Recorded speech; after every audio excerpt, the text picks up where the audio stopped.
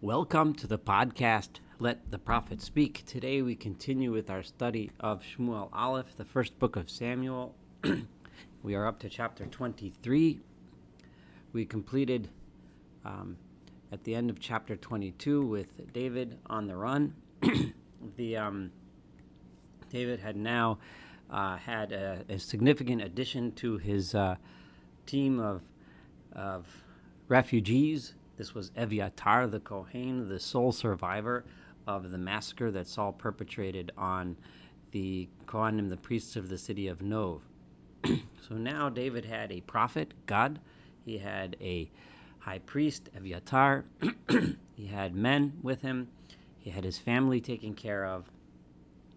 And we will see how in this coming chapter, David is being treated almost as some sort of a alternative king, a pseudo-king. It was been made clear that the intention to set it up this way was never explicitly done by David himself. This is just something that happened naturally as people began to become attracted to him. So Vayagidu David Lemar, it was told to David as follows, saying, Hine plishtim nilchamim bekeila. There are Philistines that are waging war. They are raiding this town, the city of Keila, ve'ema shosim et hagranot, and they are wrecking, ruining the granot, the granaries, presumably taking the grain for themselves. They are attacking the city. It's interesting that the people went to David instead of Saul. Maybe they went to Saul as well. Maybe they didn't get a response from Saul, so therefore they went to David. Maybe that was because Saul was more interested in running after his perceived enemy David rather than actually protecting the people, which was his job as the king. It's also possible that the people went to David because it wasn't yet known that he was not working for Saul still. Some people may not have known that, although by now it would seem that this word would have spread among the population. So Vayishal David b'Adonai lemar. So David asked God as follows: Ha'elech v'hikesi ba'plishtim ha'eleh. Shall I go and strike the Philistines? Vayomer Adonai, and God answered El David to David, Lech v'hikisa ba'plishtim. Go and strike the Philistines.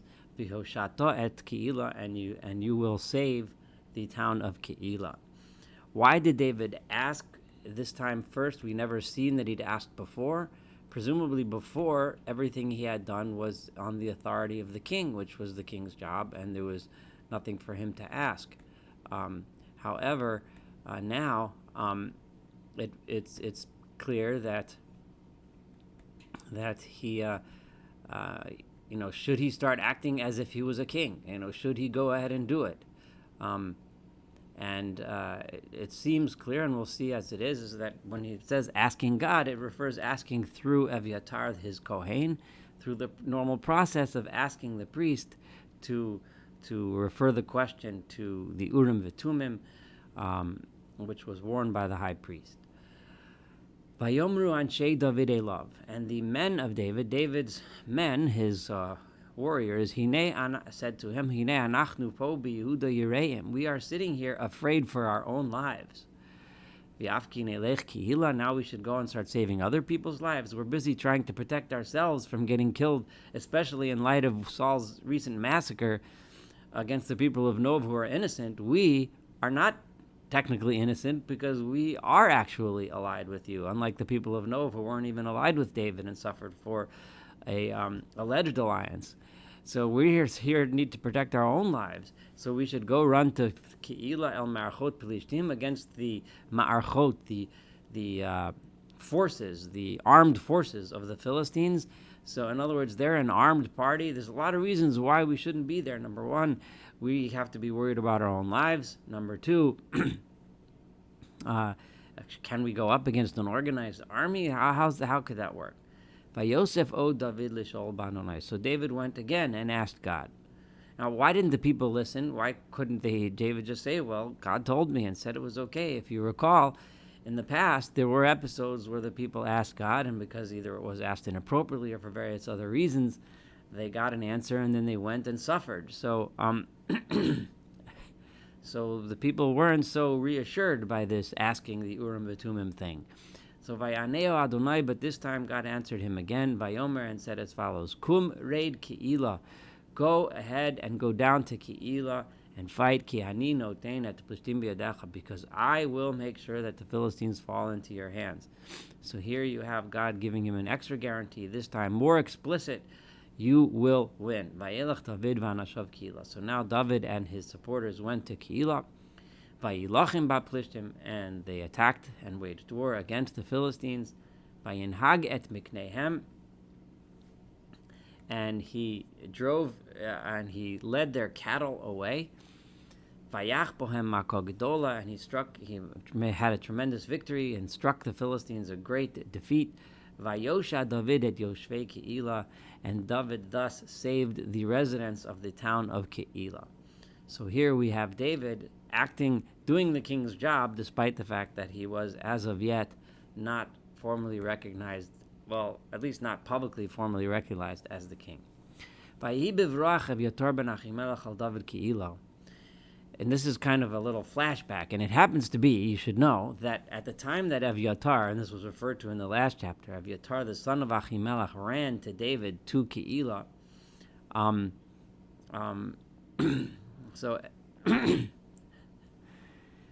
I'm sorry, this is not referring to the past. This is referring to the event now. So Evyatar apparently didn't go to the war, but he ran to join David in Ke'ilah at the time of the battle.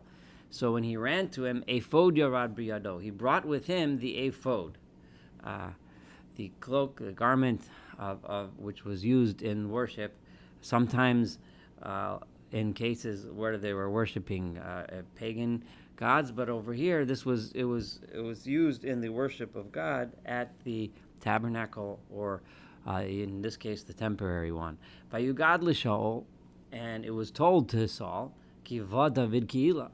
Saul heard that David had went to Ke'ilah. Vayomer Shaol, and Shaol said, Nikar oso Elohim biadi. This is great. God has made him fall into my hands. Ki niskar lavo be'ir d'lasayim uvariach, because the city of Ke'ilah, which he just went to save, now David is there with the people of Ke'ilah that he has just saved. He is now stuck in a town which has gates and walls and doors. So in other words, David is in a city where it's going to be easy to surround him and get rid of him. Vayishama Shaol, at Kol Amla Milchama. So Shaol mustered up all of the people to war. He put together his army, Laredet Ke'ilah, to go down to Ke'ilah, Latzur el David v'el Anashav, to lay siege to David and his supporters who were in Ke'ilah. Vayeda David ki alav Shaol macharish hara'ah, and it became known to David. He found out that Saul was sneakily planning to attack, to harm, to hurt David. Vayomer el Evyatar Kohen. So he said to Evyatar the Kohen, Hagisha ha'ephod, bring forward the ephod. Vayomer David said, Adonai Elohei Yisrael, God the Lord of Israel, Shamoa Shama Avdecha, your servant has heard, Ki mevakesh Shaol lavo el Ke'ilah, that Saul is planning on coming to Ke'ilah, l'shachet la'ir ba'avuri, and he is going to destroy the town because of me. David knew that giving himself up to Saul wouldn't help. After he saw what happened to Nov, who weren't even guilty, obviously the people of Ke'ilah were now at risk.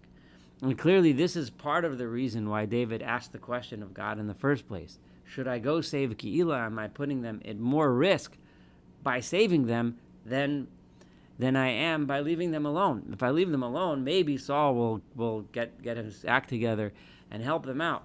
But if I go and I save them, then I'm putting them in danger, because now Saul is going to go out to get them. He'll make them the enemy.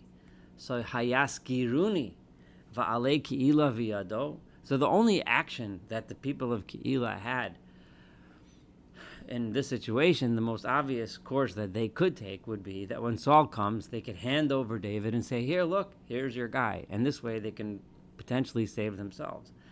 Hayered. So will they give me over into his hands? Hayered Shaul ka'asher shama abdecha. Will and also another question: will Saul come down? Will he come and attack Keilah, as I have heard? In other words, is this news that I'm hearing correct? Adonai Elohei Yisrael, God the Lord of Israel, Hagedna liavdecha, please tell your servant, Vayomer Adonai Yered. And God answers one question. And as we know, and the rabbis point this out, and the commentators point this out, when you ask God a question, you ask a question, not a list of questions. So God answers one of those questions, and that is, yes, Saul is coming. So then David asked again, Vayomer David, Hayasgiru ba'alei Keilah osi v'et anashai biyad Shaul. Will we be handed over, right? Will the people of Keilah, the leaders of the town, hand us over to Saul, us, meaning me and my men, into the hands of Saul? Vayomer Adonai Yaskiru. And God said, yes, they will give you up. They will not, because they're not going to risk getting themselves destroyed by Saul like the people of Nov did as well. So therefore, David now knows to be afraid for his life, and that staying here in Keilah with these people, even though he just saved them, will not help him, and he needs to get out of there. So Vayakam David va'anashav. So David and his men, Kishesh me'elsish. By this time now, it's approximately 600 men. Vayetze'u mi Keilah. They left the town of Keilah. Vayetalchu ba'asher yetalahu. And they went wherever they could go. They, to safe places where they wouldn't be captured by Saul's men.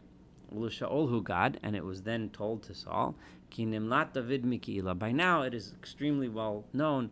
And it is understood, but everyone knows that Saul and David are not exactly working together anymore. Saul heard that David had ran and escaped from Keilah, vayechdal latzeis. So he therefore did not go down to Keilah to get him. Vayeshev David bamidbar, and David then stayed in the desert, in the wilderness.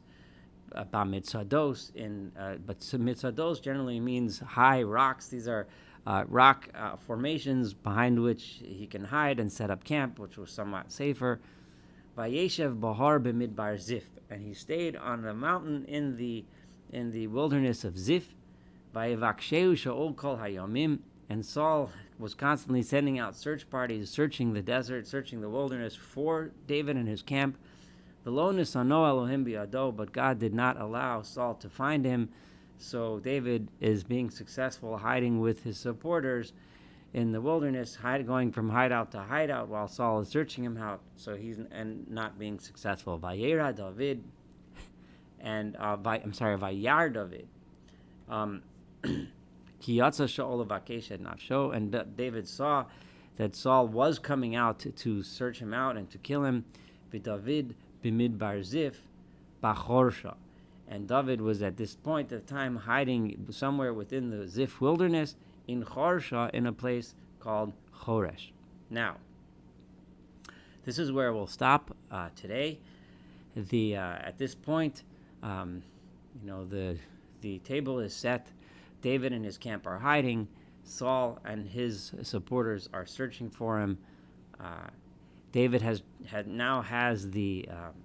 a priest. He has a Navi, a prophet. He has 600 supporters, and he's already acted as a king at least once in the protection of the town of Keilah. And now the towns in the area know that if you give help to David, that you are going to be in serious trouble from Saul. Thank you so much for studying this together with me and for joining me. Looking forward to finishing this chapter and, of course, the entire book of Samuel together.